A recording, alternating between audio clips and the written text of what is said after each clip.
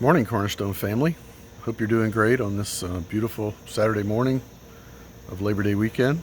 Hope you have great plans to really enjoy the time with family and all the blessings that God gives us. I wanted to share this morning about the parable of the tenants in Matthew chapter 21.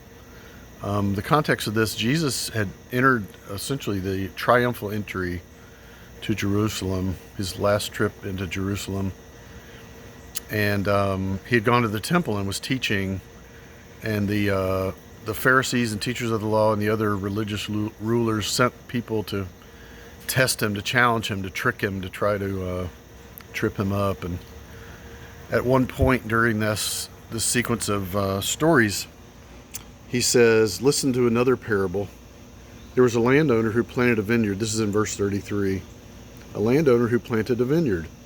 He put a wall around it, dug a wine press in it, and built a watchtower. Then he rented the vineyard to some farmers and moved to another place. When the harvest time approached, he sent his servants to the tenants to collect his fruit. The tenants seized his servants. They beat one, killed another, and stoned a third.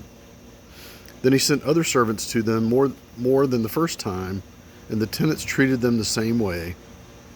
Last of all, he sent his son to them. They will respect my son, he said. But when the servants saw the son, they said to each other, this is the heir. Come, let's kill him and take his inheritance. So they took him and threw him out of the vineyard and killed him.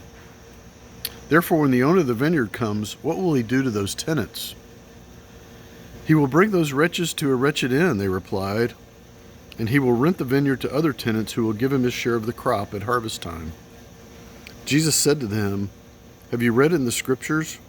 The stone the builders rejected has become the capstone, has become the cornerstone.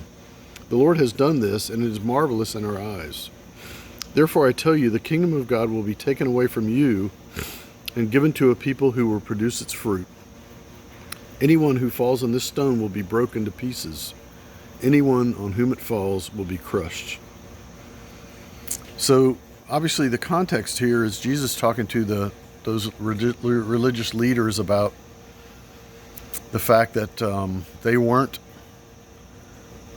living according to God's plan. They weren't understanding why God had put us here and what God was up to.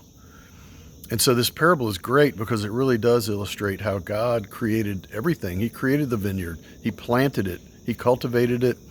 He put a wall around it, put a watchtower. He's given us everything we need for life, for joy, to fulfill his plan for us. And so I think this story applies to us in that we also are blessed by God and given incredible riches and blessings in so many ways we can't even think about or understand or perceive. And so what are we doing? How are we reacting to him, the landlord, the creator, the one who actually did all of this and put us here in this beautiful planet with all of the blessings that we have, none of which we deserve or earned or did for ourselves, all of which came from him. What does he expect from us? What is he looking for? What is the fruit that he wants? I think it's easy to understand that when you look a little further into that passage, that Jesus said when he was asked about the greatest command, he says to love the Lord your God with all your heart, all your soul, and all your mind. And the second command that goes along with that is to love your neighbor as yourself. And to me, that is really essentially the fruit that God provides to us, is great relationships, eternal relationships. And that's what he wants from us, is an eternal relationship with him and godly relationships with everyone around us. And that really starts first with the folks right there in your household, your family, your roommates, the people that you live with every day.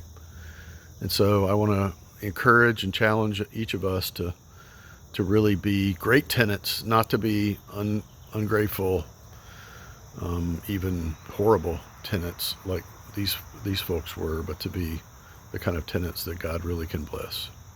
God bless you. Have a great weekend.